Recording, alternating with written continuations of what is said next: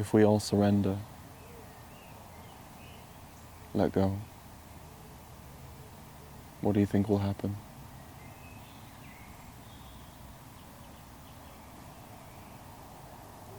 It would be nice to see.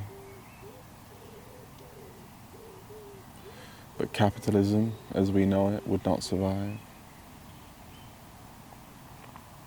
We wouldn't need to fill our empty holes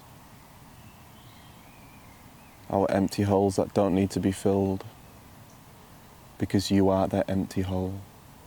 You are the stillness. You are the silence. And you're the space to be.